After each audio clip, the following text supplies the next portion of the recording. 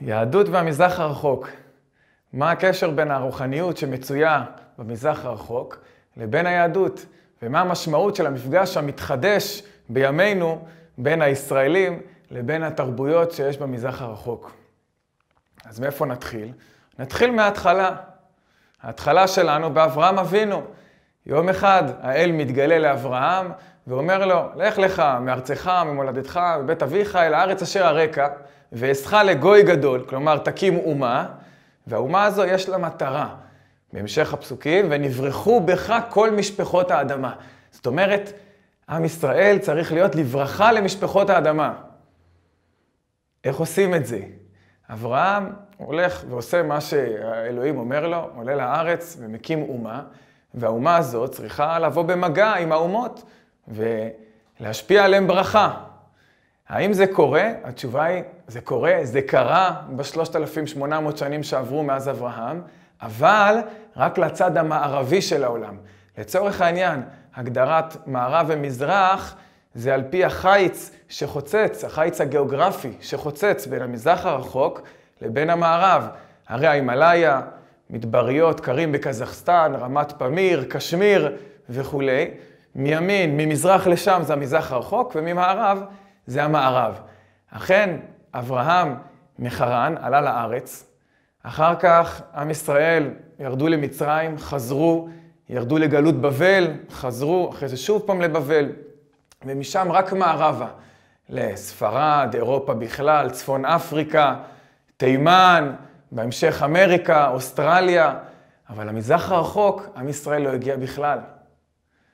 מעניין איזה זהות יש שם לאנושות שנמצאת במזרח הרחוק, לעומת הזהות המערבית. אז בואו נעמיד את הדברים על נקודה מרכזית אחת, והיא התנועה. במערב אנחנו רואים שיש רדיפה אחרי הקדמה. בשביל להבין את העניין, נראה מה קרה במאה ה-18 במערב. במאה ה-18 הצטבר ידע מספיק כדי להגיע אל מה שנקרא מהפכה המדעית, שבעקבותה מהפכה טכנולוגית, מהפכה תעשייתית, אחרי זה המהפכה הצרפתית, והעולם בעצם עבר ממה שהוא היה לפני זה בימי הביניים, אל העת החדשה, אל העולם המפותח, המשוכלל מבחינה טכנולוגית, ועד עידן ההייטק של ימינו. כל זה נקרא הקדמה. מעניין שהמידע, חלק גדול ממנו שהיה במערב, שהביא לאותה מהפכה ולאותה קדמה, היה בסין במאה ה-11. לדוגמה, המצפן, לדוגמה, אבק השרפה, לדוגמה, ספינות שיכולות להפליג למרחוק. מה עשו עם הדברים האלה בסין? למשל, המצפן היה כלי מיסטי שהמלך תלה אותו בארמון. אבק השרפה שימש לזיקוקי דינור. ספינות שמפליגות למרחוק. הקיסר הסיני שמע על זה שיש חיה מיוחדת באפריקה שמעולם לא ראה, והוא ציווה להביא אותה. זאת הג'ירפה. הוא שלח את הספינות שמפליגות למרחוק להביא אותה, ואחרי שהביאו אותה, ציווה הקיסר הסיני לשרוף את הספינות. יש בסין כללה שאומרת שתחיה בזמן מעניין. כי מי אמר שזמן מעניין זה קדמה? מי אמר שזמן של שינויים זה עושה טוב? אולי להפך זה עושה רע. ולכן עדיף לחיות, להישאר באותו מצב שאנחנו נמצאים בו עכשיו. אפשר להגיד שכנגד זה, הנוסחה של הבן אנוש המערבי אומרת, גיליתי, שיניתי. בדיוק ההפך מהסיני שבשבילו זה כללה שינויים. מכאן שהמערבי באמת רודף אחרי הקדמה, ואצל הסיני זה בכלל לא קדמה, אולי זה אפילו נסיגה. למשל, להסביר את זה, מסופר על דייג. דייג יושב בסירה, דג דגים, זה מה שהוא אוהב, מעמיד את החכה. יום אחד מגיע אליו אדם מערבי כזה, עם ז'קט, עם עניבה, אומר לו, תגיד, מה אתה עושה? אז הוא אומר, אני דג דגים. כל יום אני יושב פה, מבסוט, דג דגים. ברגע שיש לי מספיק דגים לכמה שאני צריך, אני סוגר את הבסטה, חוזר ליבשה, אוכל, וככה עד למחרת. הוא אומר לו המערבי, תגיד, לא חשבת אולי להעמיד עוד חכה? אתה יושב פה עם חכה אחת, תעמיד עוד חכה בצד השני של הספינה, של הסירה. אומר הדייג, מה תיתן לי עוד חכה? הוא עונה לו האיש, יהיה לך פי 2 דגים. אומר לדייג, מה ייתן לי פי 2 דגים? אומר לו האיש, מה זאת אומרת? יהיה לך עוד דגים, תוכל למכור אותם, ובכסף הזה תוכל לשלם משכורת לעוזר שלך, שיעמוד גם הוא בעשירה, בצד השני, והוא גם יהיה עם 2 חכות, אתה תהיה עם 2 חכות, כל אחד יהיה אחרי על 2, יהיה לך פי 4 דגים. אומר הדייג, מה אני אעשה עם פי 4 דגים? אומר לו האיש המערבי, תוכל להקים חנות, במקביל לזה שאתה פה, תוכל להקים חנות, להעמיד שם מישהו שימכור דגים, ויהיה לך הרבה יותר כסף. נו, ומה אני אעשה עם עוד יותר כסף? אומר לו האיש, תוכל להקים רשת של דגים. ומה אני אעשה עם רשת של דגים? אומר, תוכל להקים רשת עולמית, יהיה לך בכל העולם חנויות, דגים, עובדים, תוכל למכור, תהיה כל כך עשיר, שתוכל לעבוד רק במשרד, לשלם משכורות, לשבת ככה במזגן בסבבה, ואפילו חודשיים בשנה תוכל לצאת לחופשה לעשות מה שאתה אוהב. מה אתה אוהב? אומר לו הדייג, אני אוהב לדוג. ככה חושב האדם המזרחי. האדם המזרחי זה הדייג. ממילא אני כבר דג. האדם הערבי רודף אחרי קדמה. בסוף את כל הכסף שהוא מרוויח, הוא משלם לפסיכולוג כדי שייתן לו שלווה. האדם המזרחי אומר, אני כבר ככה נמצא בסירה, בשלווה, דג דגים, עושה מה שאני אוהב.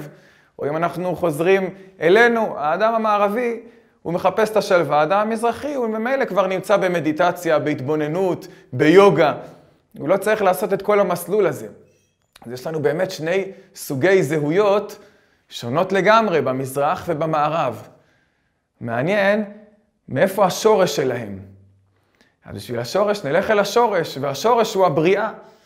בבריאה אנחנו רואים שיש 6 ימים, אבל האמת שאפשר לחלק אותם ל2. היום הראשון, השני והשלישי, לעומת הרביעי, החמישי והשישי. מה נברא ביום הראשון? האור והחושך. ביום השני, המים והשמיים. ביום השלישי, היבשה, שעליה יש את הצומח ואת הדומם. מה קורה ביום הרביעי?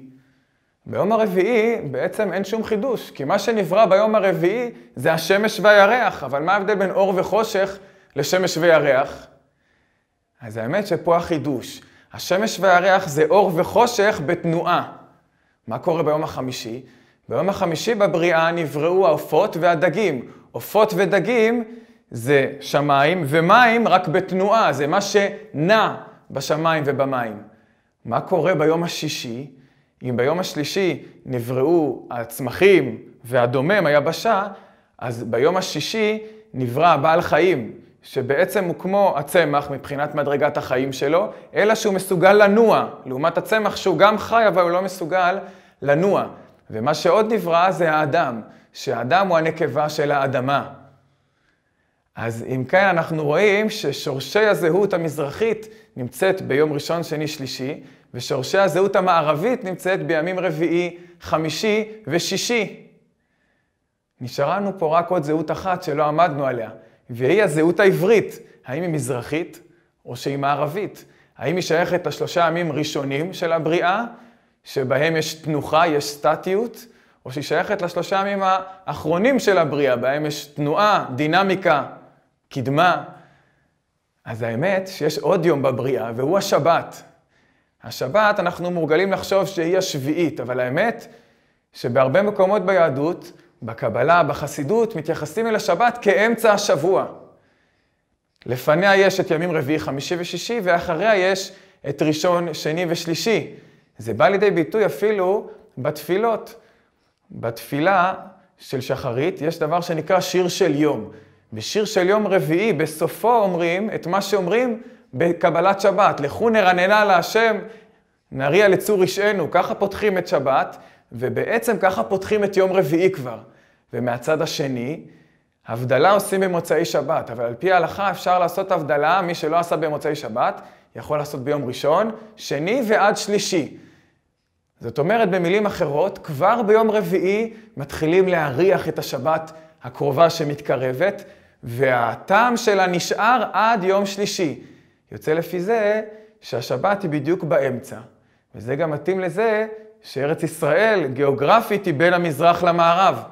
אפשר להגיד שבעצם המזרח שייך ל3 ימים הראשונים, ה3 ימים הראשונים, ראשון, שני, שלישי, זה בעצם השלב שעדיין אנחנו נמצאים בשבת.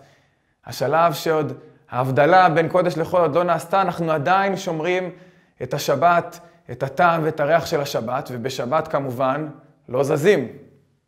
אז בראשון, שני ושלישי, אנחנו עדיין בשבת, בשביתה, לא בתנועה קדימה, לא רצים, וזה מה שמתאים לנפש של המזרח הרחוק. לעומת זאת, הנפש של המערב עדיין נמצאים בימים רביעי, חמישי ושישי. מה עושים בימים האלה? מתכוננים לשבת, רצים, מכינים, עובדים, וזה מה שמתאים לצד המערבי של העולם, שהם כל הזמן מתקדמים לקראת, הם כל הזמן חיים בקדמה, רודפים אחרי הקדמה. אז אם כן, עמדנו על מהותה של הזהות המזרחית, לעומת מהותה של הזהות המערבית. אבל מה בעצם יש שם? מה עם ישראל לא פגש בכל 3,500 שנה שעם ישראל קיים מיציאת מצרים, שהוא, כמו שאמרנו, לא עבר אף פעם במזרח הרחוק? מה הוא לא פגש שם? שם יש תרבות מיוחדת, יש שם רוחניות מסוג אחר. אם אנחנו מנסים לאפיין את ההבדל בין הרוחניות המזרחית לרוחניות המערבית, נלך אל השפיץ. השפיץ זה תפיסת האלוהות. את האפיון של זה עשה לפני הרבה מאוד זמן ישעיהו הנביא.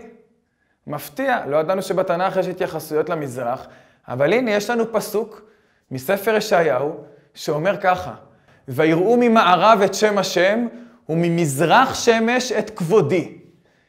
זאת אומרת, במערב יש שם לאלוהים. איזה שמות אנחנו מכירים? למשל באנגלית הוא נקרא God, בספרדית הוא נקרא תאוס, גם ביוונית, בצרפתית הוא נקרא דיו. האמת שאפילו יש בחלק מהמקומות גוף לאלוהות כביכול במערב. לעומת זאת במזרח יש תופעה של אלוהות בלי שם. מה זה כשאין שם? שם זה מבטא קרבה. קרבה זאת אומרת אני איתך, אני לידך. לקצין בטירונות אני לא קורא בשם שלו, אני קורא לו הממם. זה מבטא כבוד. כבוד זה מרחק. מרחק זה אין שם. באמת במזרח הרחוק אנחנו מוצאים למשל את הדת הטאויסטית. דוגמה לסגנון הזה שאין שם לאלוהות. ככה נאמר בספר הטאו, שנכתב על ידי לאוצה לפני 2,500 שנה. וכך הוא מגדיר את האלוהות, את הטאו.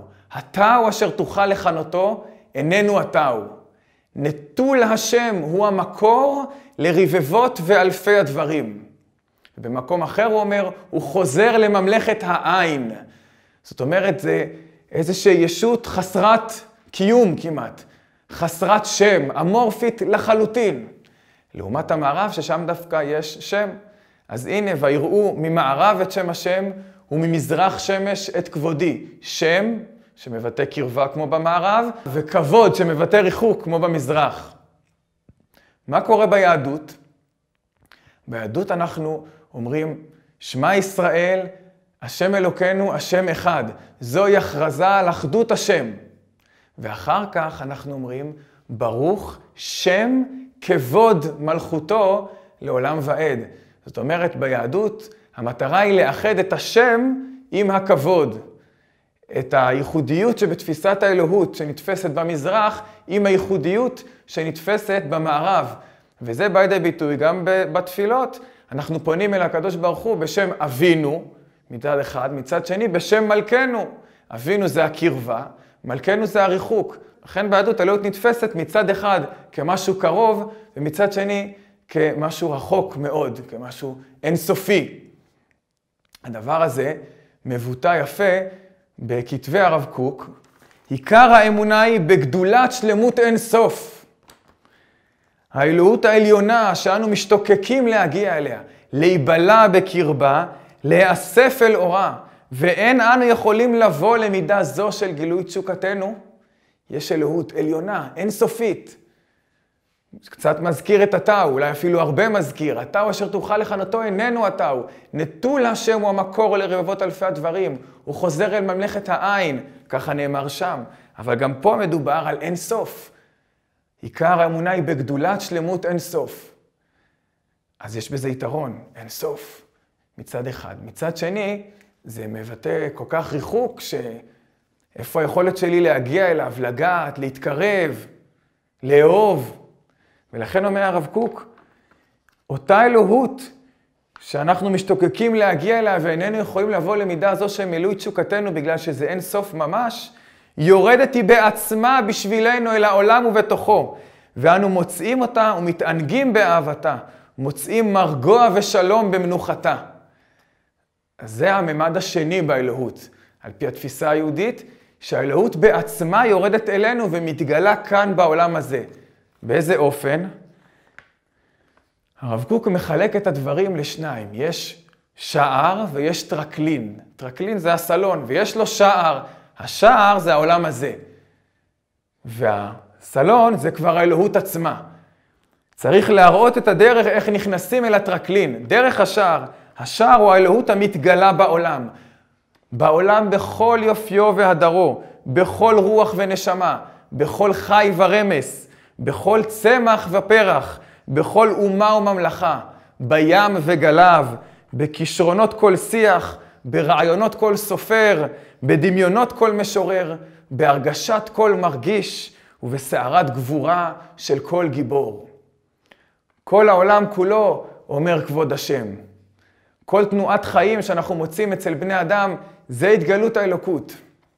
אם כן, ביהדות יש שילוב של התפיסה הרוחנית המזרחית עם התפיסה הרוחנית המערבית.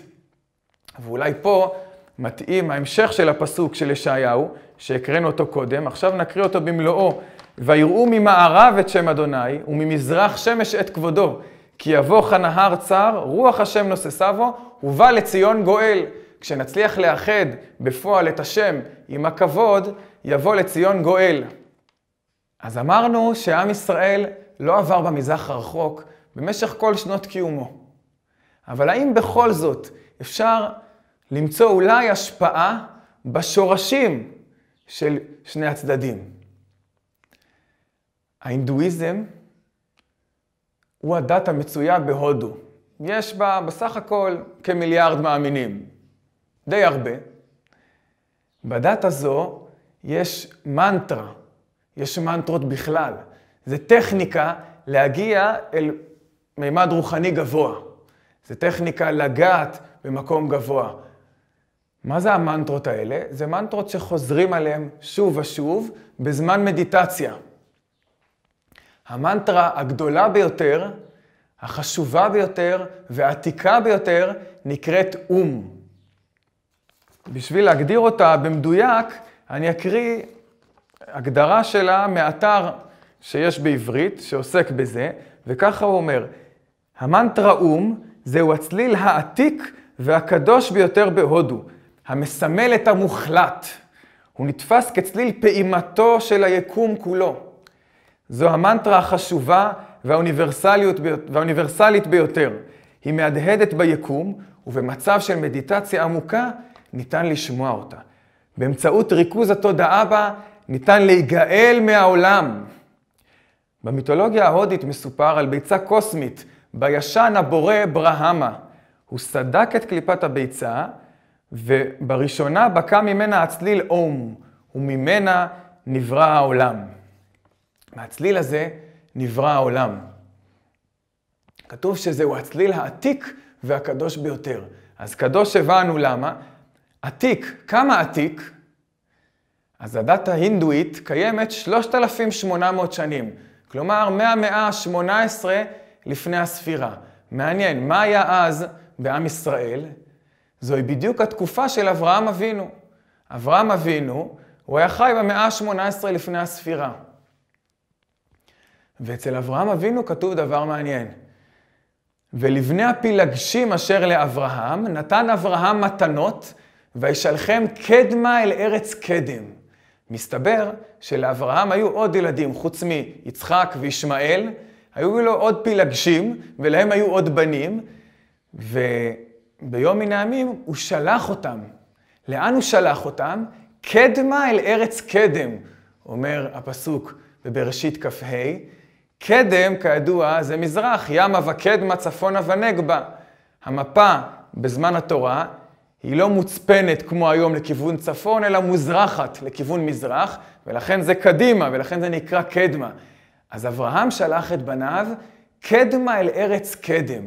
זאת אומרת, מזרחה מאוד, לא סתם קדמה, לא סתם אל ארץ קדם, אלא שניהם. קדמה אל ארץ קדם. למה הוא שלח אותם? הרי אברהם, מטרתו, להפיץ את האמונה באל אחד, לחבר את כל העולם כולו אל המקור. ולכן הוא שלח אותם עם מתנות. איזה מתנות? ככה אומר הפסוק. נתן להם מתנות ושלח אותם. איזה מתנות?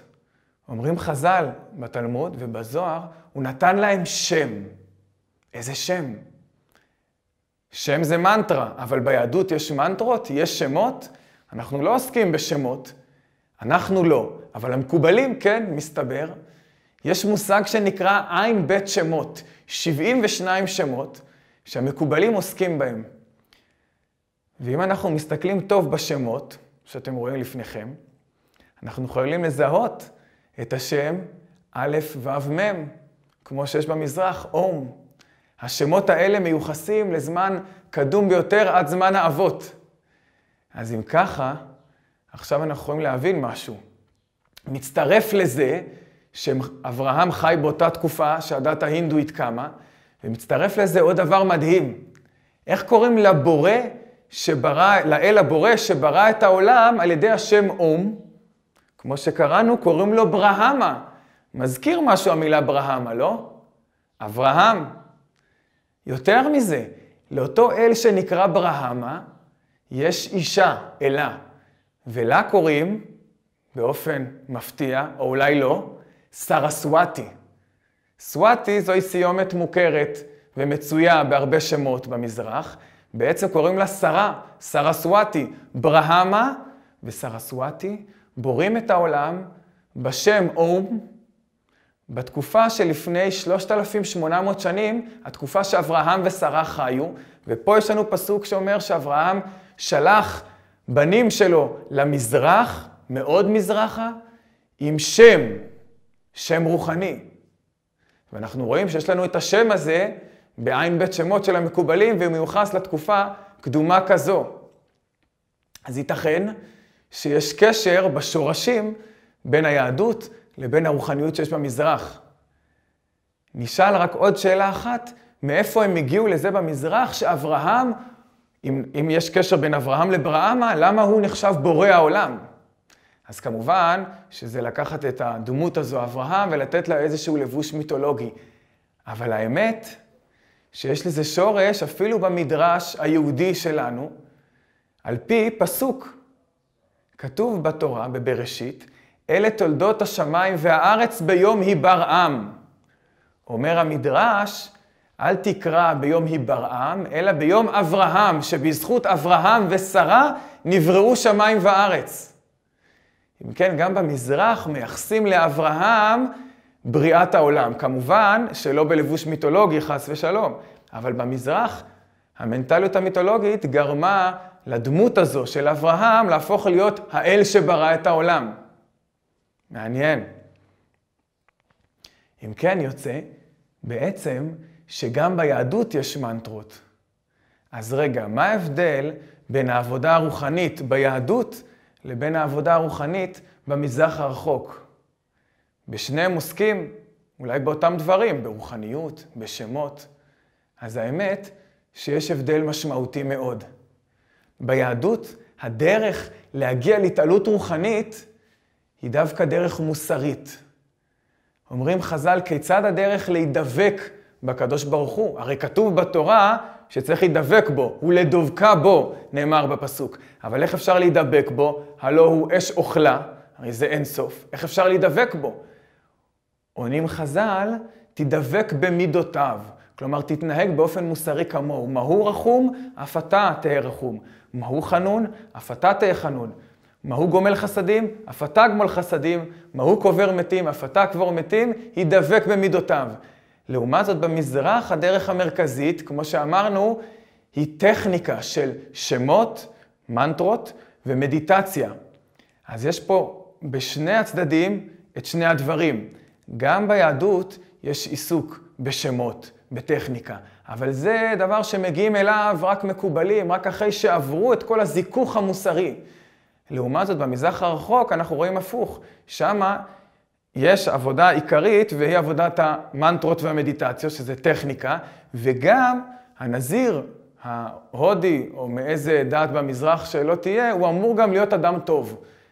אבל זה ההיקף, בעוד שהמרכז הוא הטכניקה.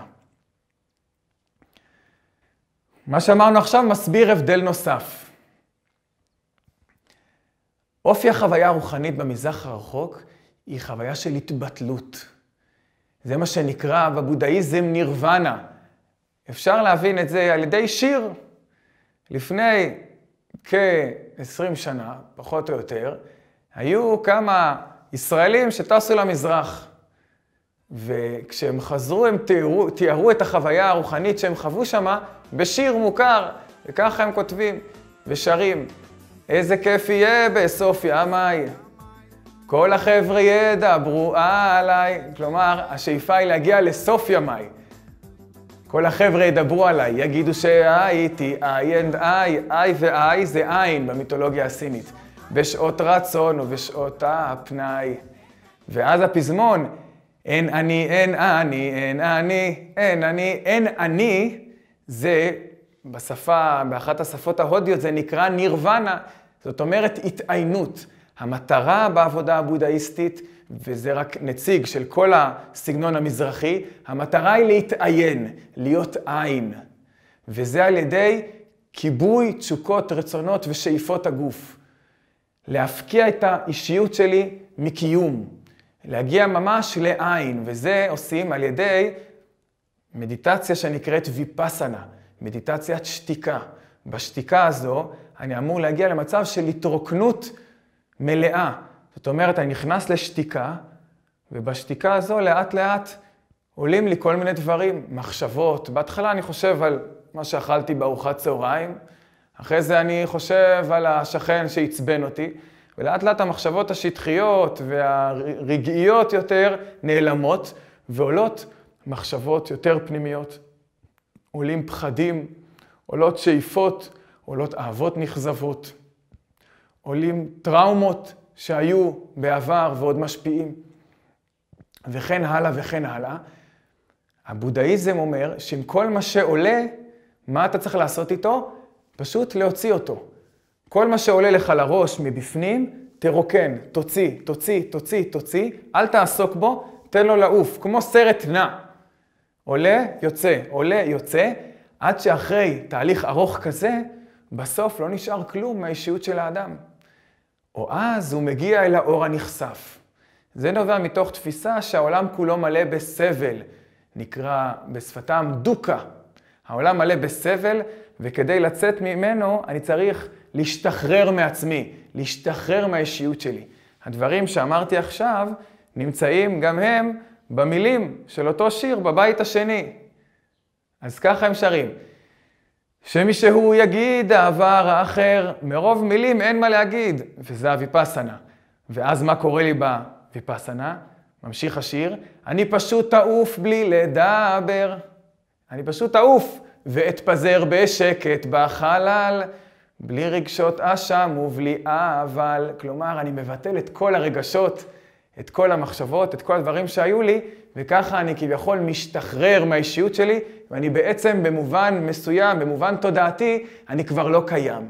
ואז אני מתבטל ומתעיין ונהיה עין, ואני מגיע לנירוונה ואל האור הגדול שנמצא מחוץ לעולם. העולם כולו הרי שחור מלא סבל.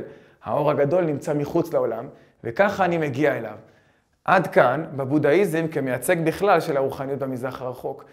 לעומת זאת, ביהדות, הייתה גם כן מחשבה לעם ישראל, שכדי להגיע לדבקות, למגע, להגיע לקדוש ברוך הוא, להגיע להארה, צריך בשביל זה למות, להתבטל, להתעיין. אבל בסוף הם גילו משהו אחר. בספר דברים, משה רבנו מתאר איך עם ישראל הגיע להתגלות. וככה הוא כותב, את הדברים האלה דיבר השם אל כל קהלכם בהר מתוך האש, הענן והערפל, קול גדול ולא יסף, ויכתבם על 2 לוחות אבנים ויתנם אליי. ויהי כשומעכם את הקול מתוך החושך, וההר בוער באש, ותקרבון אליי כל ראשי שבטכם וזקניכם. ובהתגלות הזאת אחרי שהם חווים אותה, הם אומרים, היום הזה ראינו כי ידבר אלוהים את האדם וחי. כי מכל בשר אשר שמע כל אלוהים חיים מדבר מתוך האש כמונו ויחי. החוויה הרוחנית ביהדות היא דווקא חוויה של מפגש עם האלוהים מתוך החיים. גם פה אנחנו יכולים לשמוע בצליל של המילים שהם אומרים, שהם חשבו שכדי להיפגש עם האלוהים צריך למות, צריך לצאת מהעולם. אבל הם גילו שלא כך, אפשר להישאר חיים ולפגוש אותו. את זה אפשר להבין בעקבות המקור שראינו קודם. הדרך ביהדות, בתורה, להידבק באלוהים, היא על ידי עבודת תיקון המידות, התיקון המוסרי. על ידי זה שאני הופך את עצמי, את הנפש שלי, להיות כלי קיבול להופעה האלוהית, אני יכול לפגוש את האלוהות ללא צורך לצאת מעצמי, ללא צורך להתעיין, אלא תוך כדי החיים. דבר זה מסביר עוד משהו מאוד משמעותי בחוויה הרוחנית. החוויה הרוחנית במזרח היא חוויה של ראיית אור. לעומת זאת, החוויה הרוחנית העיקרית ביהדות היא חוויה של שמיעת קול. כמו שראינו, קול גדול ולא יסף. גם המילה נביא זה מלשון ניב שפתיים. גם אנחנו רואים בספר שמות שמתוארת החוויה הגדולה של ההתגלות של הקדוש ברוך הוא בהר סיני, כתוב, כל דברים אתם שומעים ותמונה אינכם רואים זולתי קול. מה ההבדל בין קול לבין אור? אור זה משהו, זה אובייקט. קול זאת אומרת שיש מישהו שמדבר, מישהו שפונה למישהו. וזו החוויה הרוחנית ביהדות. יש אלוהים שפונה לאדם, כלומר לאלוהות יש אישיות. ביהדות יש עם מי לדבר. זה לא רק חוויה של אור, אלא חוויה של שמיעת קול. אם כן, יש לנו מה לעשות במפגש עם המזרח הרחוק. וכמו שאנחנו שמים לב, הישראלים, כל ישראלי שגומר צבא ישר טס לחוץ לארץ למזרח הרחוק, לטיול, לאחרי צבא. אז המפגש הזה כבר קורה. אבל האם התחיל מפגש של ממש, מפגש של השפעה? כמו שנאמר לאברהם, ופה אנחנו מתחברים לפסוק שבו פתחנו, כמו שנאמר לאברהם, אעשך לגוי גדול ונברחו בך כל משפחות האדמה. האם זה כבר התחיל לקרות? אז אנחנו לא כל כך רואים שזה ממש התחיל לקרות, אבל האמת שמשהו התחיל להתנוצץ. לפני כ-20 שנה פנה לא אחר מאשר הדלאי למה של טיבט, שנקרא תנזין גיאצו, פנה אל ישראל לבקש להיפגש עם דמות גדולה בשם הרב יהודה ליאון אשכנזי. הרב יהודה ליאון אשכנזי, מלבד זה שהיה תלמיד חכם גדול, היה גם עוסק בנושא של יהדות ודתות אחרות. ואותו דלאי למה של טיבט נפגש איתו, ובמפגש הוא ביקש מהרב אשכנזי לדעת מה סוד הקיום של ישראל בגלות. אנחנו יודעים, לפי הדברים שלמדנו, שסוד הקיום הנצחי של עם ישראל הוא שכל עוד יש אנושות, צריך את עם ישראל. עם ישראל מאחד בתוכו את המזרח עם המערב, את חוויית השם לעומת חוויית הכבוד, ועל ידי זה הוא יכול להיות הצינור המחבר בין הארץ לבין השמיים, בין האנושות לבין האלוהים. כל טוב.